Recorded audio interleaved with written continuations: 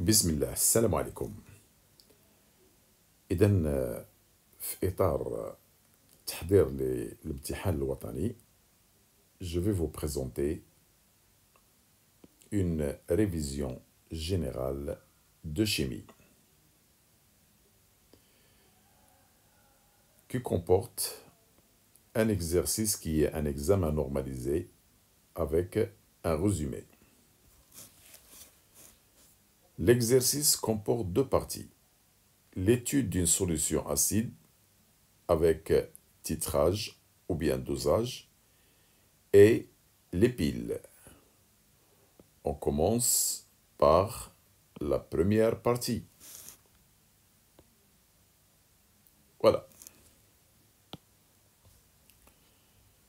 Comme vous voyez,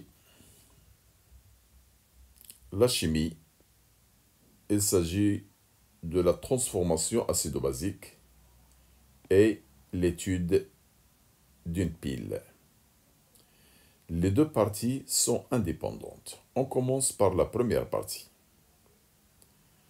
Je vais essayer de lire l'introduction pour vous donner une idée et comme ça, on passera aux questions et aux réponses détaillées. La partie 1 concerne l'étude de l'ibuprofène comme acide carboxylique. Cela veut dire que l'ibuprofène, on va le considérer comme un acide. Regardez, l'ibuprofène est une molécule de formule C13H18O2. Bien. Elle constitue le principe actif de divers médicaments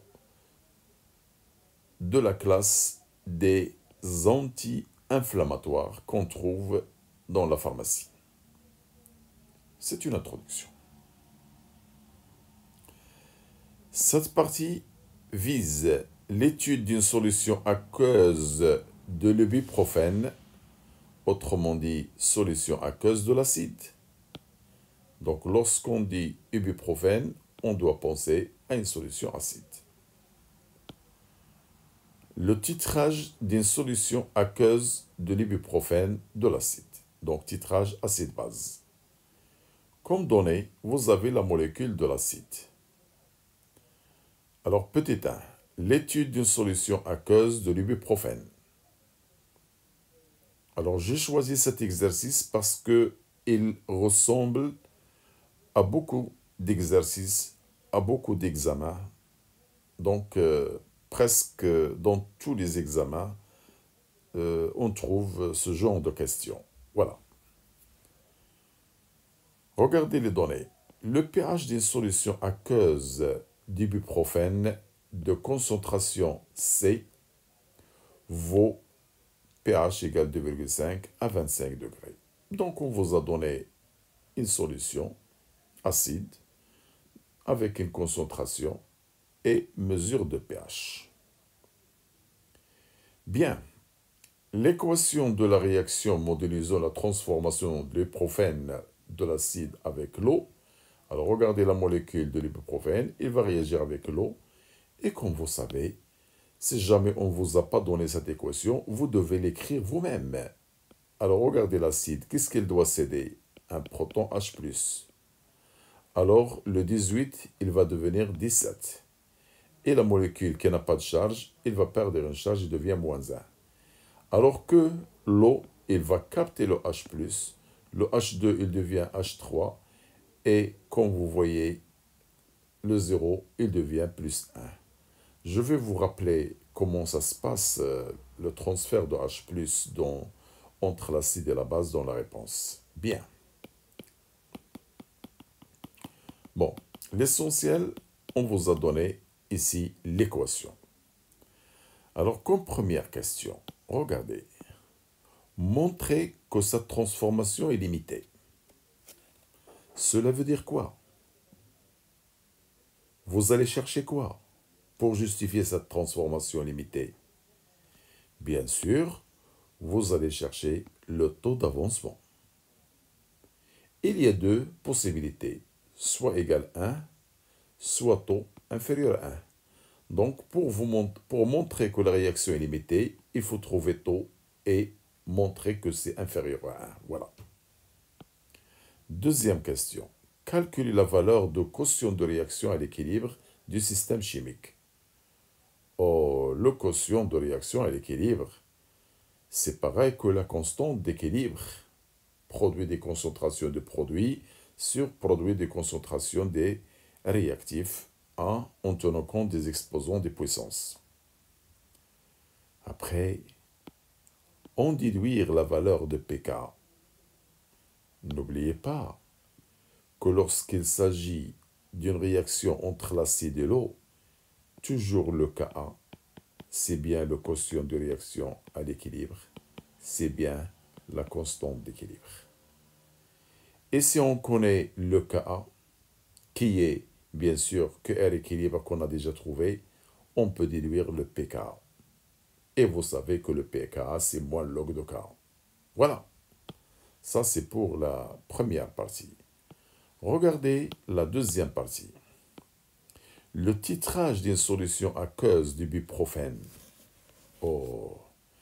L'étiquette d'un médicament fournit l'information et le nom ibuprofène qui est un acide, qui contient un acide bien sûr, carboxylique, noté 400 mg. Ça veut dire qu'il comporte une masse de 400 mg d'acide.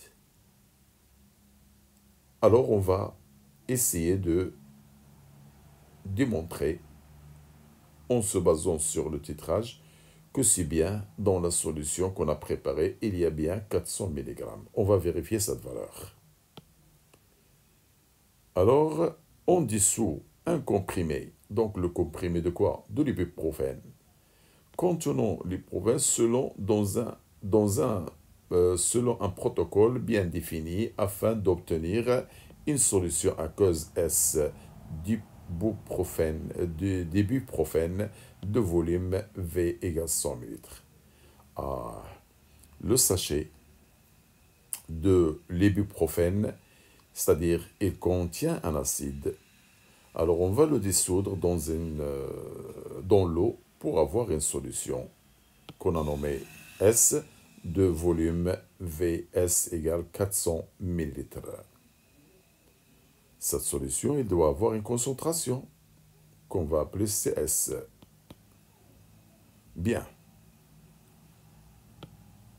Pour vérifier la masse d'ibuprofène contenue dans ce comprimé, ça veut dire la masse indiquée qui est 400 mg.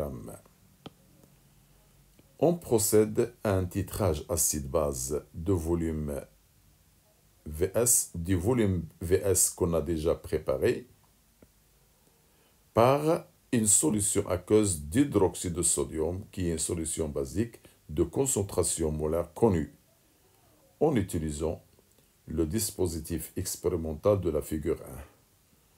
Voilà le dispositif de la figure 1.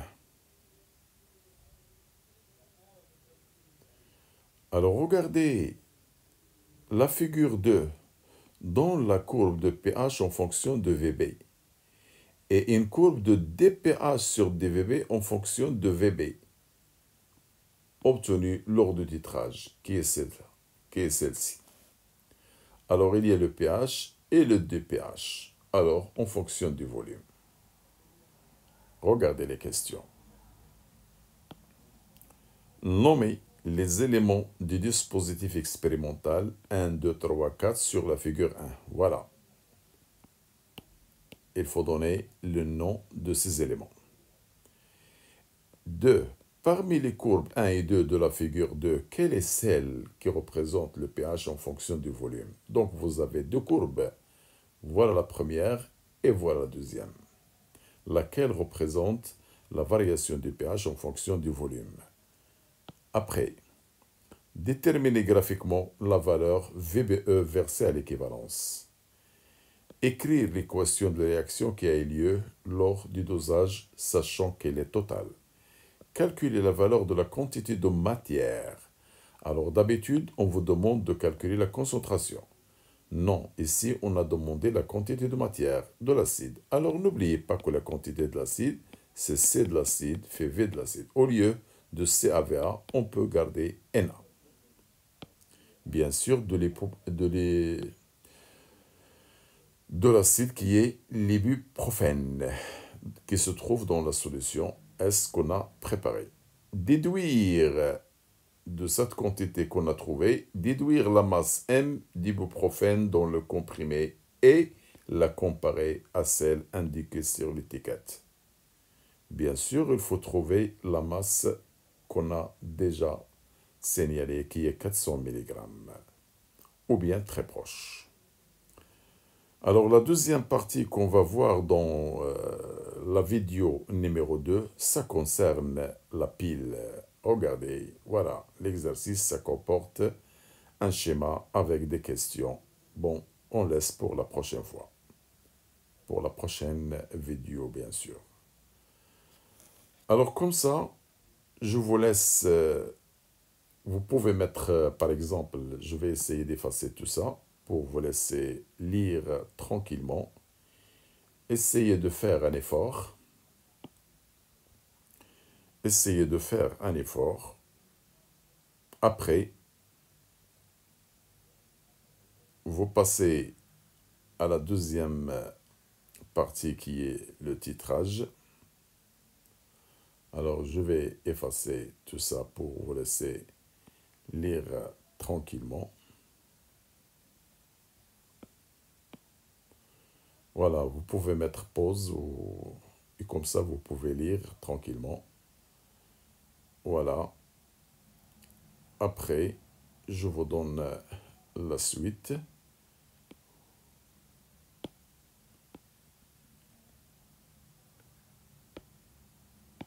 Voilà.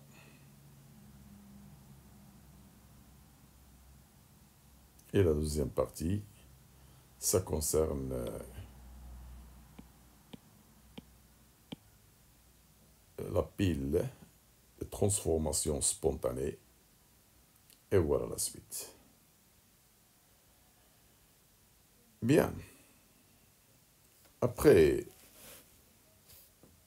l'effort, vous pouvez passer voir la solution détaillée, bien sûr accompagnée toujours d'un résumé et d'un rappel. Donc pour moi, l'exercice, c'est comme une base pour vous expliquer beaucoup de choses.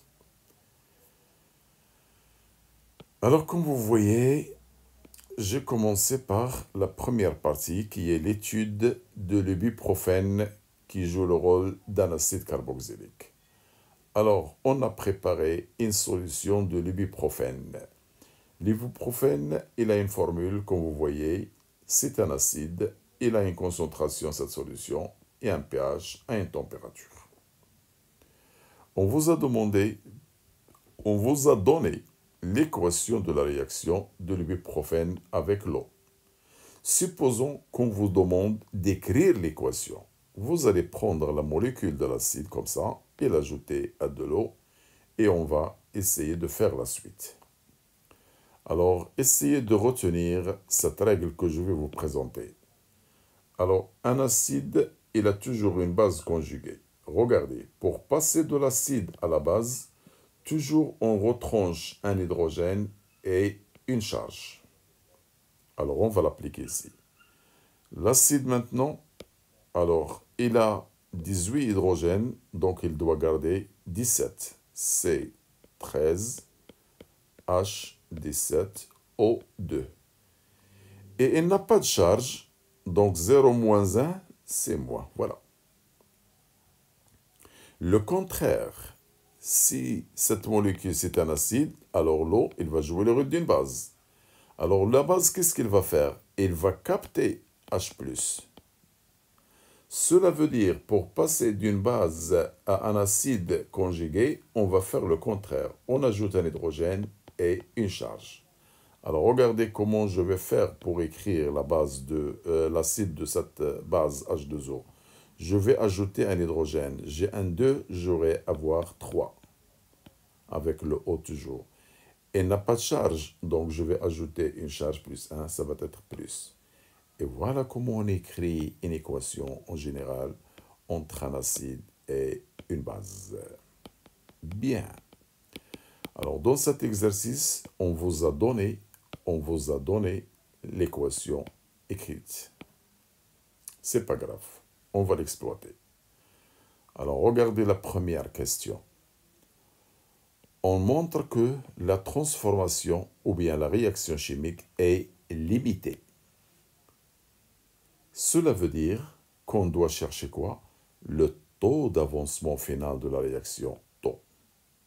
Alors, je commence par écrire la formule de taux. C'est X final ou bien X équilibre sur X max. Alors, qu'est-ce qu'on doit chercher maintenant?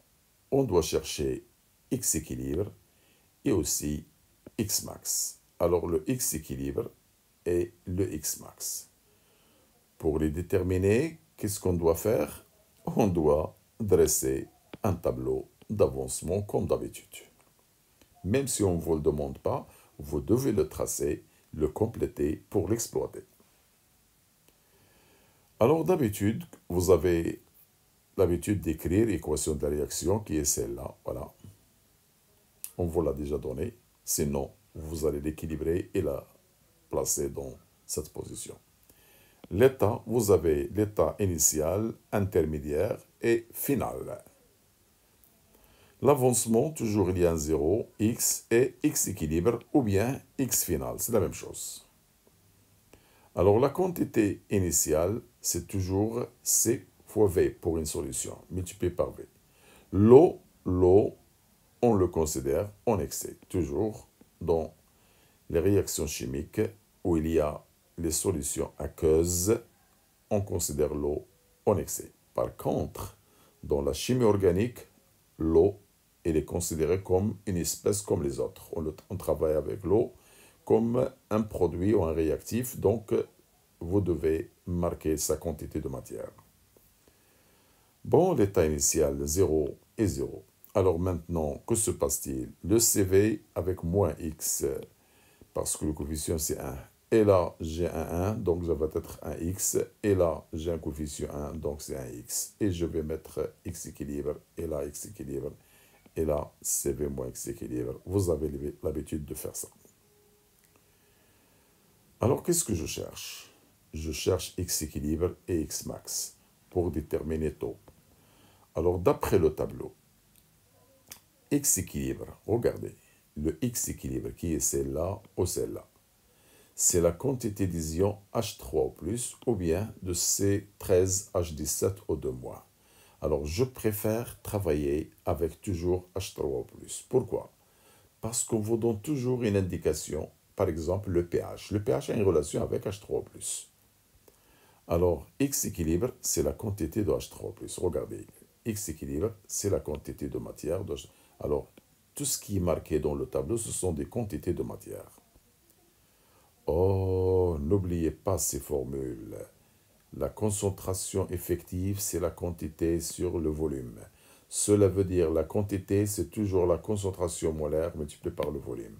Alors le X là, c'est H3+. Donc la même chose, je vais marquer H3+, et la voilà. La quantité de H3+, c'est la concentration H3+, multipliée par V. Je garde comme formule nommée 2.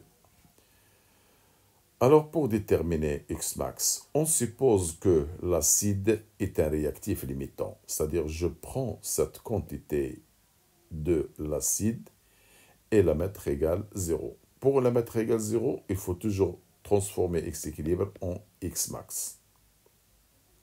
Alors, ça va devenir CV moins X max égale 0. Alors, comme ça, je détermine X max, c'est CV. Alors, je vais nommer numéroté 3.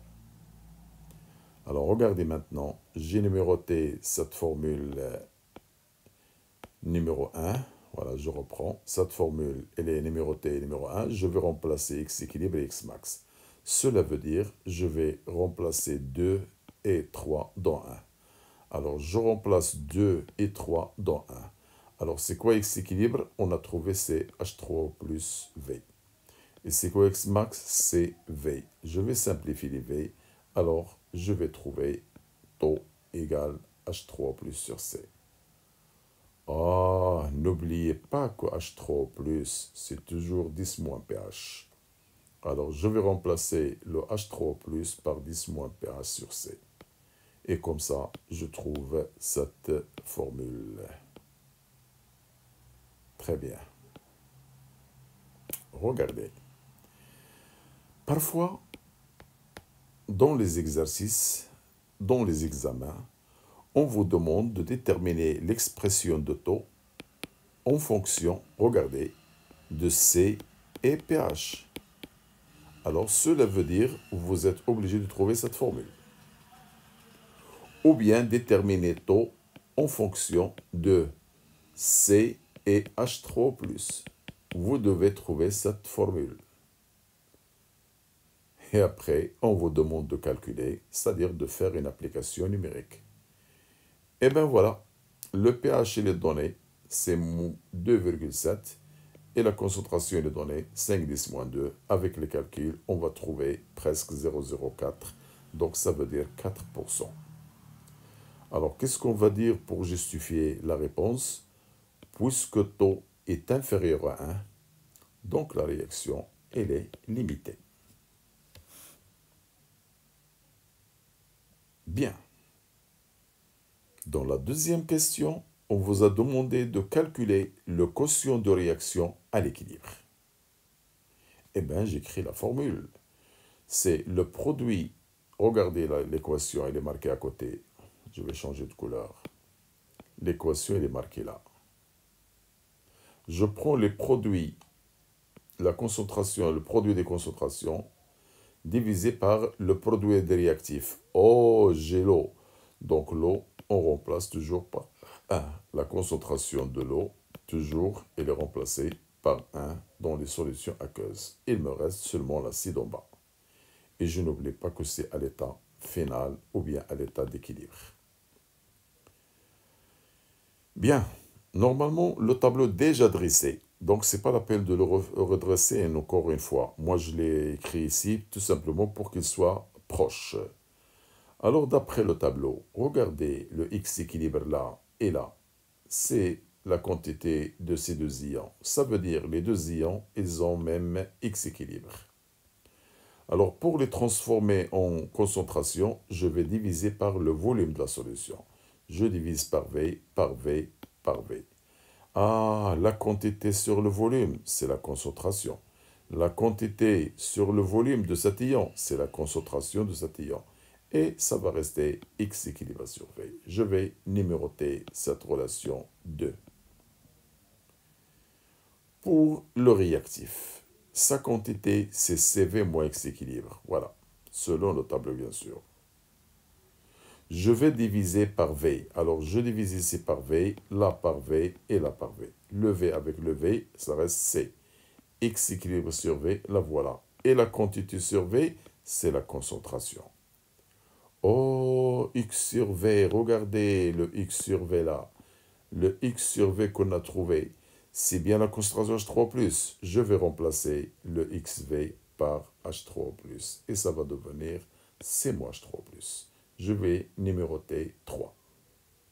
Maintenant, pour déduire le équilibre, je reprends la relation 1. Alors, l'ion CH3CO-, c'est bien H3O+, qu'on a marqué là.